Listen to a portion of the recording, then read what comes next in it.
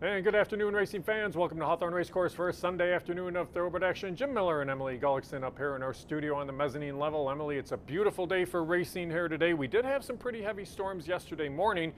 Our turf course has sucked up the rain pretty good. I walked it this morning. It was yielding earlier this morning. Then we got the roller out, flattened that thing like a pancake, and we got a good turf course for racing today. Now that every time it rains, I just think, what is this going to do to the turf course? When is it going to stop? And then the morning when I go out and walk Frost and I'm stepping on the grass, different grass, I'm going, okay, it's going to dry out. It's going to be good. We'll be on the turf and then get home, see your text. So on the turf, love to see it. Yeah, and it was nice to see. We do have 3 races on the grass today. It's a good card overall. I think only 4 scratches on the card. Looking ahead to next week, 4 turf races on a Wednesday, a couple of them on Thursday because there's a slight chance of rain on Thursday, so we will see how things unfold for that. But we're going to worry about today's card first. Now, before we jump into the card, I have the shirt on for a reason. It's because this is the shirt they wore for Walk as One Chicago for Bernie's Book Bank. And Bernie's Book Bank is one of the great charities that we're partnered with here at Hawthorne. We want to put books in the hands of Chicagoland youth students. And to do so, we want to do it in a way where you can bet for books, Emily. So we're going to take the opportunity starting next week. Bettors are going to have a chance to do that as well, but we're going to try to place some bets, make some money for Bernie's Book Bank. Yeah, we're each given a $100 bankroll for each racing day in the month of August, and then we just saw the graphic to win a voucher, donate books to the OTB here at the track, and then enter to win that $100 betting voucher. Yeah, and they do a really great job. They have so many different fundraisers throughout the course of the year. Walk as One Chicago is one of those where they go anywhere from 20 to 26 miles throughout the Chicagoland area. It's always a stop at some schools throughout the way. I've done it a couple of times. It's really such the coolest thing to go see all the kids when you're dropping off these books.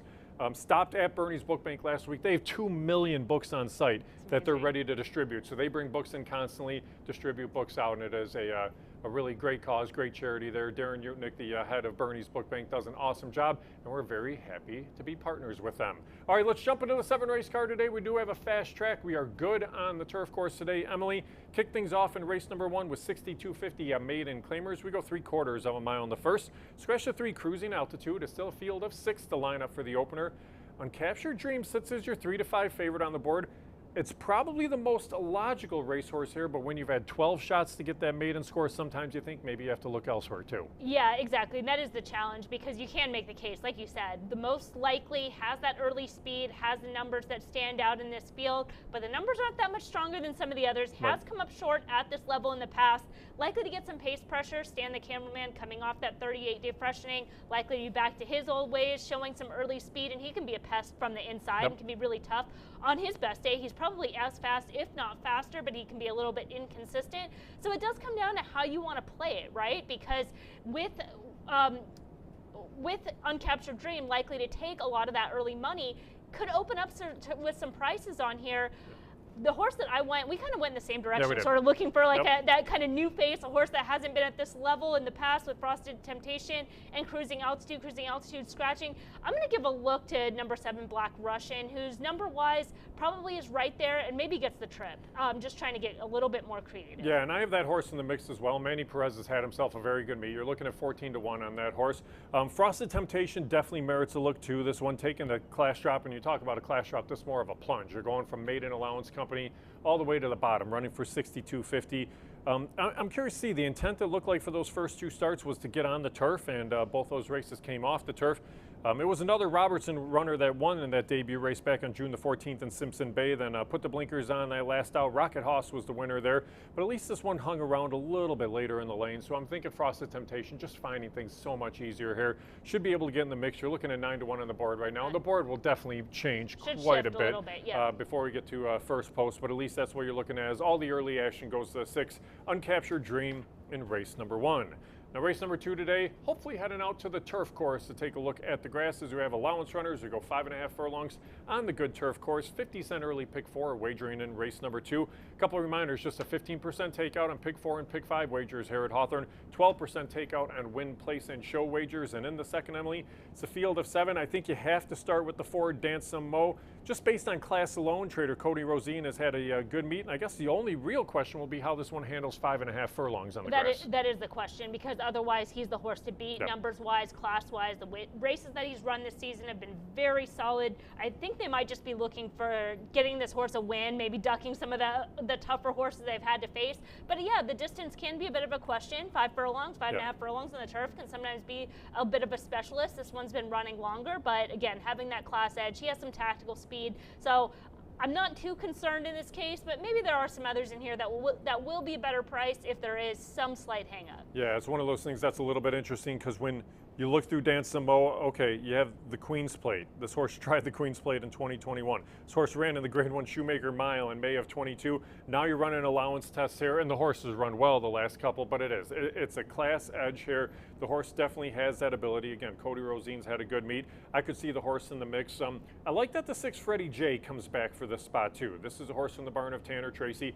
Tanner's had himself a pretty good meet as well. A lot of the horses have gone off to Prairie Meadows at Iowa, but he's starting to trickle some of these back, and Freddie J's one that gets the turf, seems to like the turf, and when you don't have a turf at Prairie Meadows, you come back here, and I thought that was a horse that could be a little bit of a factor at a price. Yeah, absolutely. I gave this horse a look as well. I've given him a long shot look this season, and he's run well. He's kind of had some sneaky trips, can get to the turf, has his form coming in. I think if Dan Samoa does kind of stumble a little bit, Freddie J should be right there. Yeah, he should be right there. Follow the Signs, another one that's been waiting to get back on the grass, so they get back on the turf today as well. So it's a pretty good field there for race number 2. Third race on the card goes a mile and 70 yards, $20,000 claimers, now winners of 2 races. Lifetime, we're going to scratch the 5. That's Gold Smoke. Field of 5 lines up in this spot. I thought anybody was in with a shot. It's going to come down to prices more than anything else. For me, it was Slava Ukrainian here, but I saw that Eyes on Deck was a horse that you gave a little bit of a look to from the inside. Yeah, he's had some trips this season. Going back to the April 13th race, that was a full excuse where he had trouble, made a wide move, and just the overall visuals projected him to improve. And then coming off the trip back on May 18th, where he just didn't get the right ride. So he's going to come back that 73-day freshening, has those excuses in play, and could just get the right trip because there are some in here that want to be on or near the lead, and he has the ability to stalk and pounce and able to save ground from the inside as well. Yeah, I'm curious to see kind of how this race unfolds pace scenario-wise. I like that Minnesota Moon showed the ability to rate a little bit and then run on late in that last out. It ran a pretty good race. Sharp as Nails has been solid throughout the course of the year, although that last out, that race that came off the turf, maybe just a little bit too tough there. Slava Ukraini was a horse that I liked earlier on in the meet when the horse broke its maiden. Since then, some fairly long prices, but in that last out at odds of nearly 20 to 1 held his own, and we've talked time and again about how good of a meat trainer Joel Zawitz has had, and a lot of times it's come with prices. So I'm just kind of hoping Slava Ukraini can get away in good order, and that's the route that I went to in race number 3. Fourth race on the card, you get allowance runners here. This starts to 50 cent a late pick 4. It's a field of 6 to line up. 1 mile and 70 yards. I thought this was one of the tougher races on the card. I ended up trying to beat the favorite, and I saw that Highbrow, the horse that was the favorite, was the first one that you talked about in your comments for this race. Yeah, I mean, this is what makes it just like the greatest game, because you see this race totally wide open, and I just think Highbrow just kind of fits. I mean, this is a spot he should win. He's run well this season. He's run some of those B races, running against some tougher company, has the right running style for today's race shape. If it's not him, you could certainly make a case for any. I know you went Global Empire. That's one that I've certainly had a fondness for this season that will be running on late. But I just think this spot for Highbrow seems to be the right spot. Yeah, I'm curious to see again what happens pace scenario wise. I think Connie's Coop and Super Fortune both go. Those horses near the outside. I think Highbrow is at his best when rating close. You look back at the races last fall, those were all races where the horse was just off the pace early on. Recent starts this year has been a little bit further back, but you are coming in off the layoff into the spot, and Orlando Mojica's fit this horse very nicely and has had a good meet. It's going to be a short price, but Global Empire is a horse that I just think gets the right trip. Those were fairly tough starter races because we know Danville's been good. That one won back-to-back races, and we know just how good Gun Rush has been. Absolutely. And that's who Global Empire was chasing in that last out. So it's weird to say the move from the starter race to the allowance race might be a little bit easier, but maybe it is in the spot for Global Empire. You're definitely going to get the right pace set up in here because this one tried to close behind a half and 51 in that start two-back. They're going to go much faster in here today. So I'm going to look to Global Empire, search for a little bit more of a price there in race number 4. Fifth race on the card, back to the turf course, about 7.5 furlongs, one loop around the turf. Illinois bred allowance runners in here. Julianne, the 2, is out in this spot. Leaves you with a field of 7 to line up. Summer Day, the morning line choice at 8 to 5, has been knocking on the door throughout the course of the meet. Is today going to be the day for this horse? I think it's probably at least the intentions there. With Mohica getting aboard, the rides, the trips have not been ideal this season. Distance-wise, also could play against her a little bit. She does have some distance limitations, so today's 7.5 certainly fits, and just seems like she's in the right spot. She has some tactical speed, finishing ability. Again, like the rider change, it at least shows intent. So this should be the spot for her. All right, Summer Day is going to be a short price.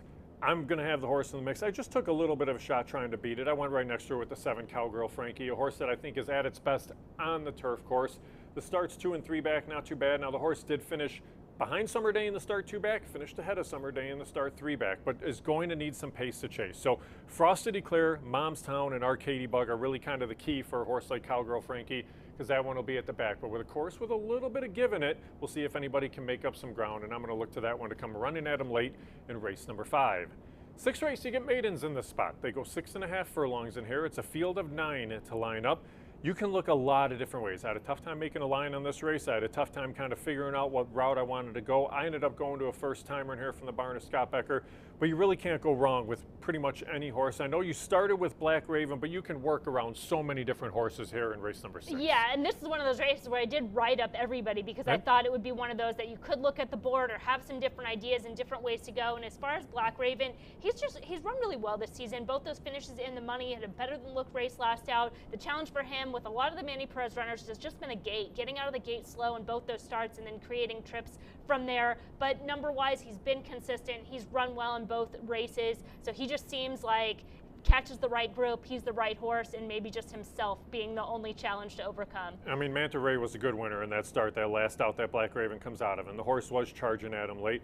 I didn't know what to do. I didn't know what to do with Larry the Poet. This was a horse that's first off the claim, that's run some decent races. I like Little River in its debut, and that was a horse that showed some speed before giving way. Grant Forster comes in with Power Alley is another one that you just got to kind of try to figure out. I mean, the speed figures have been okay. Some of the races have been a little bit tougher. And then you get Win the Cup. This is an Illinois-bred first-timer from the barn of trainer Scott Becker. Lasix for the debut. These are pretty good works for this horse. You have a couple of bullets. You have a decent gate drill. And Win the Cup here, again, you talk about intent a little bit. When you get an Illinois bred running against open company, you're running for that bonus money too. So this is a horse that whatever they earn, if they finish in the top 3, they get that purse plus another 60% on top of it, being an Illinois bred running against open company. So they're running for a decent pot. This is like a $50,000 race for them. So I think Win the Cup is a horse that I thought could be a solid factor in here. What about Santiago riding the 2, Secret Honor? And that's something that you do have to look to there. He usually rides, right, for Becker? He does ride a lot for Becker. Yeah, he does. Yeah. And I thought Secret Honor kind of showed some run on that team. And it's just what makes this race so tricky because, yeah, I saw that kind of the same thing. And it's kind of the right race for a new face as well. And what it does come down to a little bit could be if calls were given out for certain races, because this is a day here where this horse could have been entered for a state bred race and that race might not have gone, and then you come over there. So if Santiago had given the call, he definitely honors his call, and I know that they would conduct their business the right way. So that could be the reason why some to look to, although you're not going to go wrong with Alexis Centeno in the saddle. He's winning at nearly a 22% clip this meet, but make a very good point there. And we'll have to see how the action is in that spot too, because just looking around, you have a little bit of musical riders in race number 6. In the 7th, Jackpot High 5, carryover $176,555 to go about 7.5 furlongs on the good turf course again. $10,000 claimers, take out the also. So everybody stays in there. You and I both tried to get creative. It was just with a little bit different horses. So I'm going to let you start with the 5 Celestial Spin and make your case for this one. I've made my case for this one before. I'm going to make it again. She's just had some trips this season. I know they were waiting for her to get on the turf. Finally gets on the turf.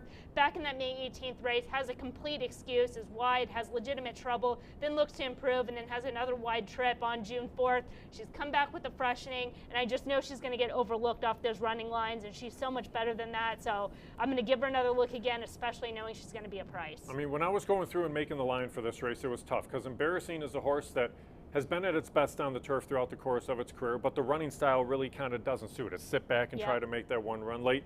And then I looked the other way. Stacy Attack, the horse I laid as the second choice, was really more of a turf sprinter, but the horse was sent off at 9 to 5 in that last out. So I went elsewhere too for my top pick. I went to the 8 Getting Tipsy, this one from the barn of trainer John Heron. He's had himself a solid meet with the horses that have run here at Hawthorne, winning it over a 20% clip. Abel Lascano in the saddle today. I think the horse is a little bit better on turf. Just overall speed figure-wise, I think is better. The 2 races last August at Horseshoe Indianapolis were pretty good. That last start at Horseshoe Indianapolis was an improvement off those prior starts. So I just think the horse wants to be on the turf. I don't mind the fact that it's a turf that has a little bit of give in here. You look up and down the field, I mean, Zandreas maybe shows a little bit of speed. Kitten Rocks won't be too far out of it, but nobody really, aside from maybe Stacy Attack and My Lady Slew, are committed to the front. I think Getting Tipsy might just be able to tuck in right behind, maybe get that right trip. But both of these horses, I think, are going to be pretty big prices if we can pair them up in the finale. Yeah, and I don't mind Getting Tipsy in there, and I even actually upgraded April's Gem because of for that running style factor, one that could be just sitting on a top effort. She's run well around 2 turns in the past. She has some early speed. She's second off the claim for a barn that could be a little bit sneaky. It's a former Michael Stidham assistant, so kind of gave her a look, but I thought we're going in the same direction, that there's prices to be had in that race. Yeah, and this is what's going to make it interesting for the Jackpot High Five for the finale, because there is a potential that it could get hit each and any day. But when you have a field of 10 and you're not going to have a heavy favorite, it really could be one of those races where it lines up where if you really attack it and you get a couple of prices in there, there's a chance to take down the pool here. So we'll see 176,000. You're starting to get about 8 to 10,000 betting there each and every day. I'll be curious, just with this race being a little bit tougher, if a few more jump in and really try to attack that pool there for race number 7.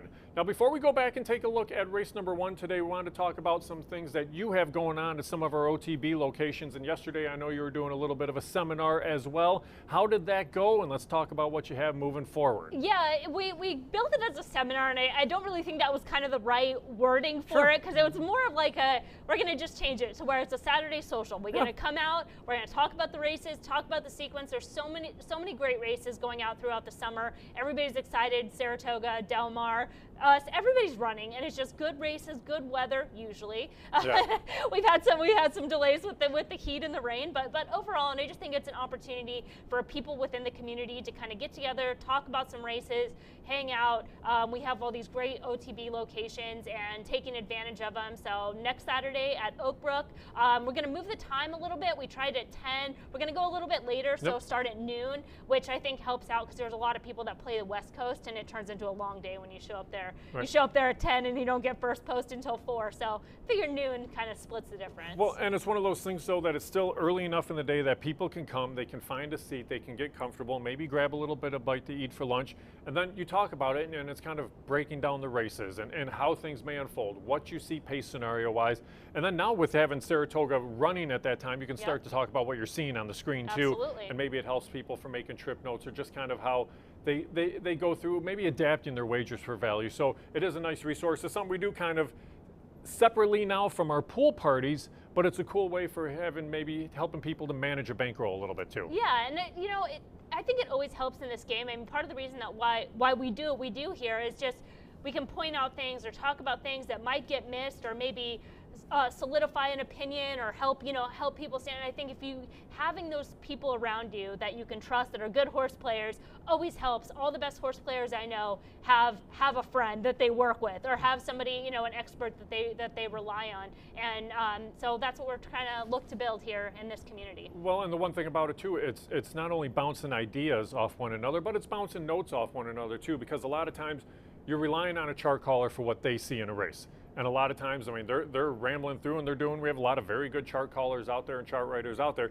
but there's times where you may see something differently, or little things like we focus on that our TV crew does a fantastic job of, is the gallop out after a race. So seeing how a horse finishes, seeing how a horse goes through the wire, what they have left in the tank, it allows you to learn a little bit of something that you can maybe use going into that next start out. So the two things that I really noticed, I noticed the gallop out is one of the things that's really important, and kind of that positioning out of the gate. Did they break forward? Were they prepared?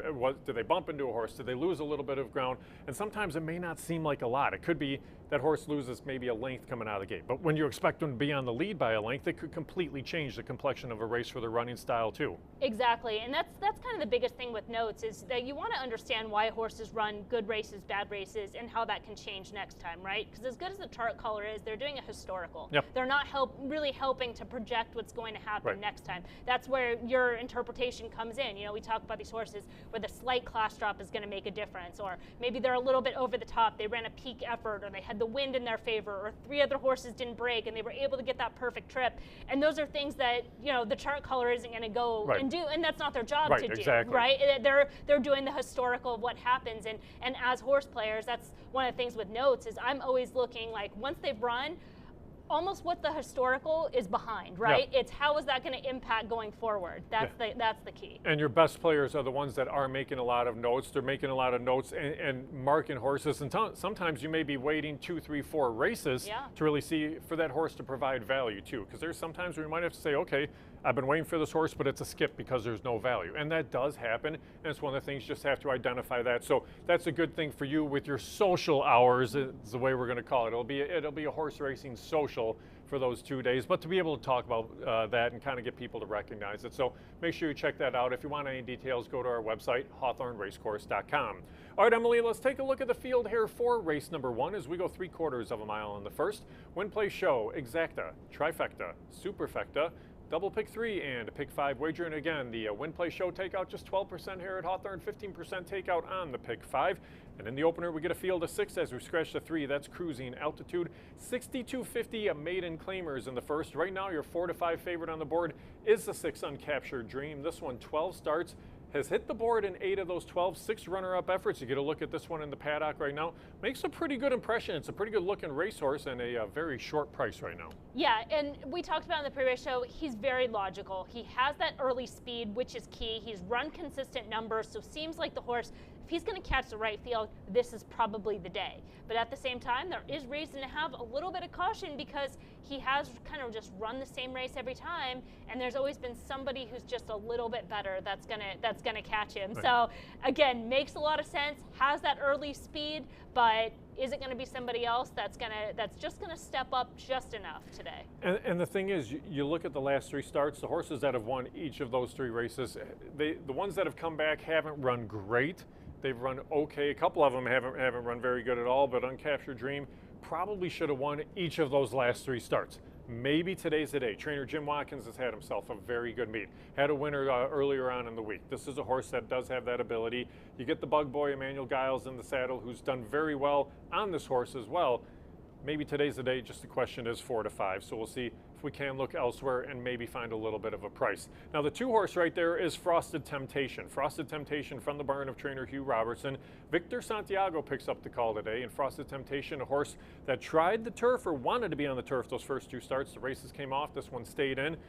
Ran okay races, not great, but okay, but this is a big class drop today. It is a big class drop, and another thing that you mentioned on the pre-race show is going back to that June 14th race when he made that debut. Again, it was a race that was scheduled for the turf. The stablemate Simpson Bay won as so much the best because that horse almost went down at the start. We showed it, and then Simpson Bay didn't come back and run all that well, but he also came back with a very suspicious drop. And as far as Frosted Temptation, I think he's probably a turf horse, but with that said, if he's in the right spot, he can certainly run on the dirt. His debut number isn't that far off some of the main rivals in this field, and Captured Dream not that far off him, but I do notice they do pick up the front wraps today for the first time today. Yeah, front wraps is going to be the second start since the addition of blinkers as they put those on in their last out. I just think on the class drop alone and looking for a little bit more of a value.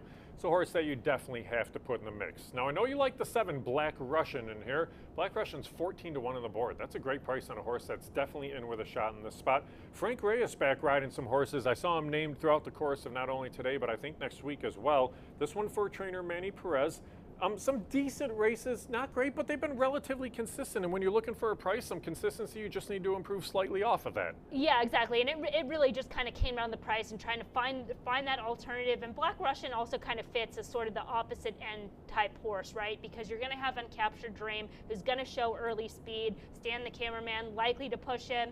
A little bit unsure where Frosted Temptation is going to be in the race, but probably in the class drop, he's going to be a little bit forwardly placed. And we know with Black Russian, based on his races, he breaks slow and makes that big run from off the pace. So if he has some pace to run at, this could be the spot for him. That's really been the challenge because all of his races, he's shown run. There's really not a bad race. It's just leaving himself too much to do late. His debut was an excuse. That was round 2 turns first out. He's more of a 1-turn type horse, just needs the pace, but has run some competitive numbers and competitive races, gets the right trip, he's certainly capable. Yeah, and he's not a bad looking racehorse by any means either. He currently sits right now at 14 to 1.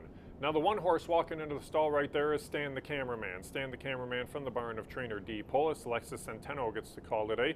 Stan the Cameraman we thought was going to get the maiden score earlier on in the meet. Got claimed in that start, 4-back. Ran probably the best race since the claim in that last start out. Was a huge price in there, and you're definitely not going to get the 22-1 on Stan the Cameraman today. Yeah, you know what?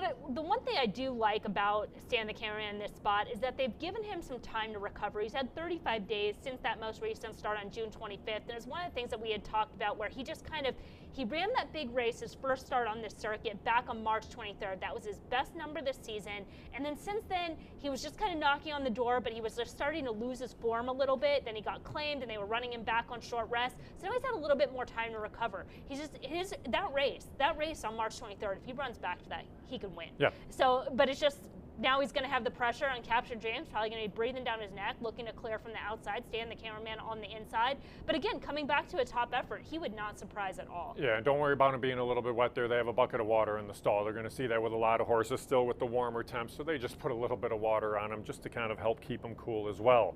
4-horse in here is Cherry Orchard. Cherry Orchard is 7-1. This one from the barn of trainer Earl Hughes ran for the 6250 company in that start, 2-back around 2 turns.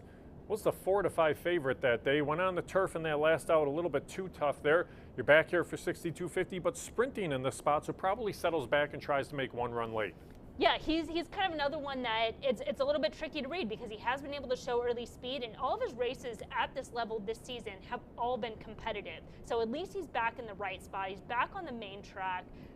And again, another one that numbers are right in line with some of these others in here. And again, if you're just trying to get creative, try to go outside the box with Uncaptured Dream, now currently sitting at even money, he has to be one that you at least give a look to. He's a good-looking racehorse, too. I mean, he's on his toes in the paddock. Definitely looks the part. So curious to see what the pace scenario is for him. But this is a horse that wouldn't surprise me, especially based off looks right now, currently sitting at 7-1. Then lastly, let's touch on the 5. That's Flying Cricket.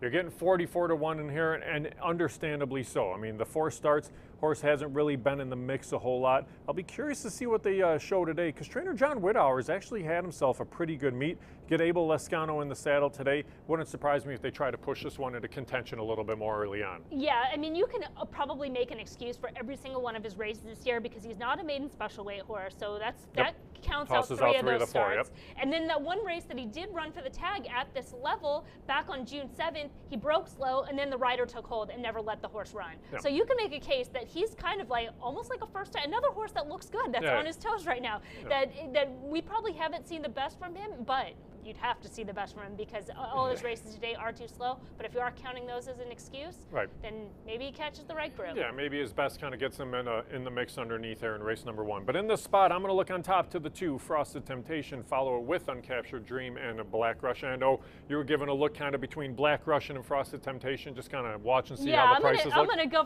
for the prices in here. I'll upgrade the 4 and upgrade the 7. Just try to get creative in this spot. All right, we'll see how things unfold here for race number 1. 50-cent pick 5 wagering kicks off here in the first. Good luck. Racing fans, please note in this first race, number 2, Frosted Temptation, should be listed as a gelding. In the first race, 2, Frosted Temptation is now a gelding. We're 7 minutes away from the first race. We have a late jockey change in the 7th race today, being announced for the first time. In the 7th race, 9, Aunt Stella, make the jockey Alexander Bendezu. The weight's okay, Alexander Bendezu to ride 9, Aunt Stella in race 7. We're 7 minutes away from the first. Dirt track is fast. Turf listed is good. Rail set at 20 feet out. First race starts. The rolling daily doubles, rolling pick 3s, and the 50-cent pick 5.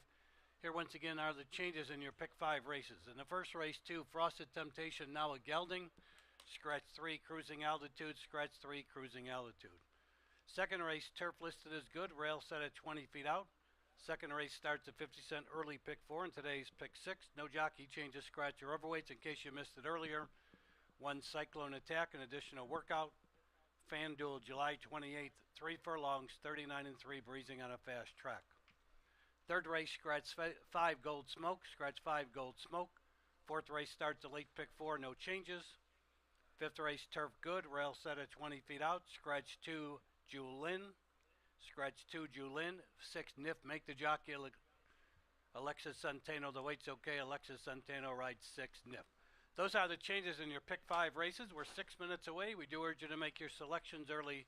Once again, the dirt track is fast. The turf is listed as good. For those of you off track, we have a tailwind in the home stretch now of about 15 to 20 miles per hour. 5 minutes for the first at Hawthorne.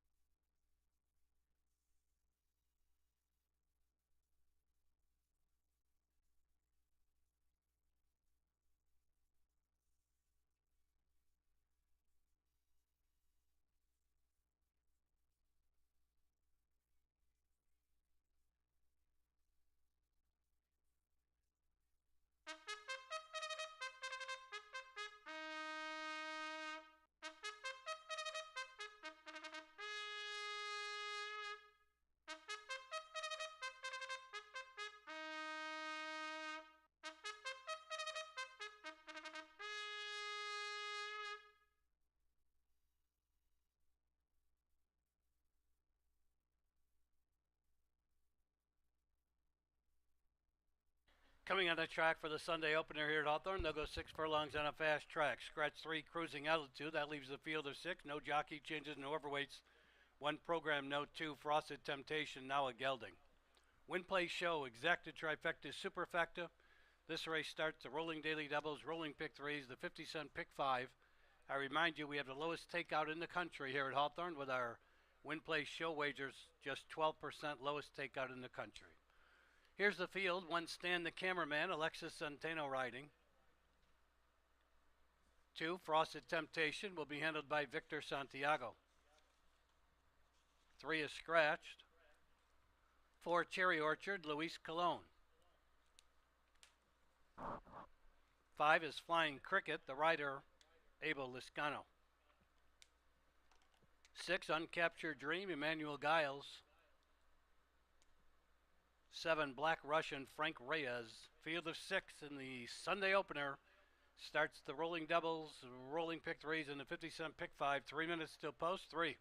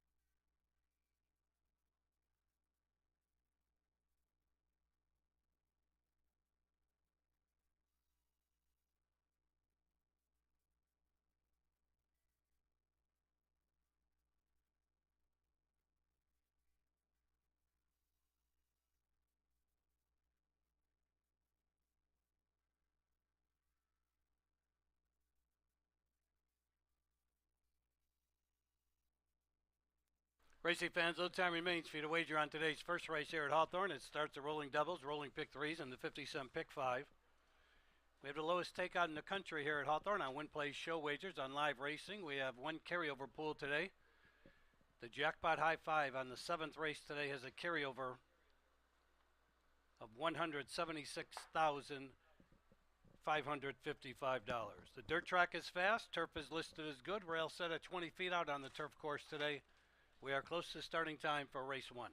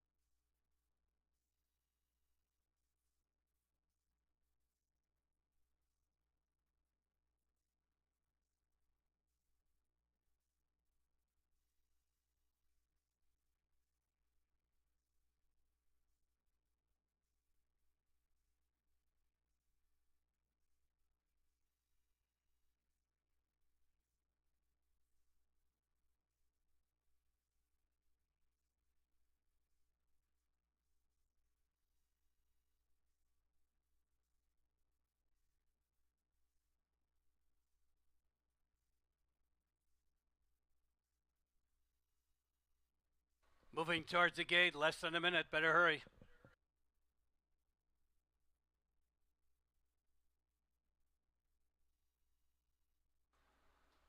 Racing fans are at the starting gate for today's first race here at Hawthorne. First of 7 on the Sunday program. Just a beautiful day weather-wise here in the Chicagoland area. We do thank you for joining us. Whether you're here on track, off track facilities, in the comfort of your own home, anywhere around the world, we do thank you for joining us. 7 races and race 1 is going into the gate. Last 2 to go in will be Cherry Orchard and Black Russian. Waiting now for Cherry Orchard and Black Russian.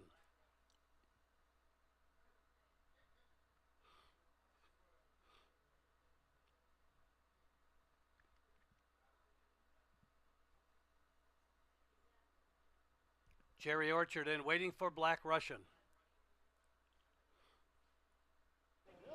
They're all in the gate. They're off. Towards the inside, Stan the cameraman going for the lead. Frosted and Temptation came away well. Uncaptured Dream is third. Then on the inside, Cherry Orchard fourth, Black Russian fifth, trailing Flying Cricket. That one's about 12 lengths from the embattled duos as they continue their journey on the back stretch. Stan the cameraman, Frosted Temptation still head and head, nose and nose for the lead as they run into the far turn. Uncaptured Dream is third, and then on the outside, Black Russian moves into fourth. Cherry Orchard saving ground fifth, and Flying Cricket still can see all of his opponents. Inside the final 3 furlongs, still going at it. Stan the cameraman, Frosted Temptation, Uncaptured Dream makes it 3 across the track as they come to the top of the stretch. Around the turn, they're in the stretch. Uncaptured Dream on the outside takes the lead. Here comes Flying Cricket with a bold move in between horses. Dropping back, Stan the cameraman. Frosted Temptation trying to re-rally. Then on the outside, Cherry Orchard. They're in deep stretch. Uncaptured Dream leads. The battle's going to be for second as they come down to the wire. Uncaptured Dream in front. Cherry Orchard on the outside is going to get up for second. And then it was Frosted Temptation third, Black Russian fourth.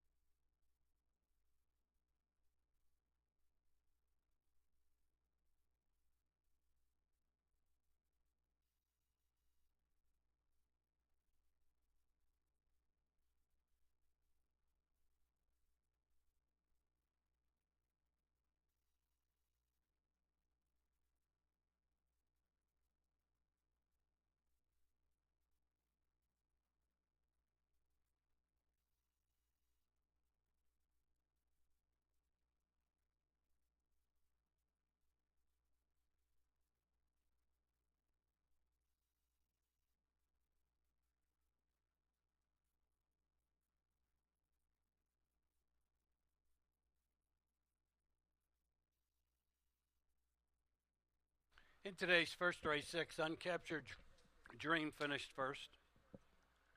4, Cherry Orchard second. 2, Frosted Temptation third. 7, Black Russian fourth. 6427 is posted. It's unofficial. 112.43, 6 furlongs fast track. Returning the unofficial winner, 6, Uncaptured Dream. Uncaptured Dream, owned by San Jose Racing Stable Limited Liability Corporation of Orlando Shidaz. James Watkins, the winning trainer. Emmanuel Giles, the winning rider.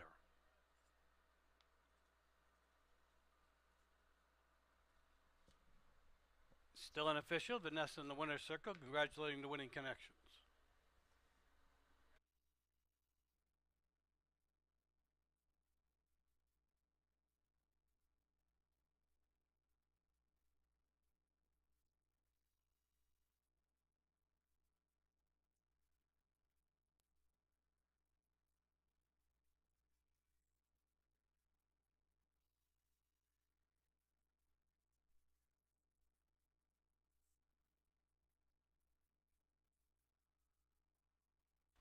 Today's first race is official. Running time 112.43. Prices in a moment.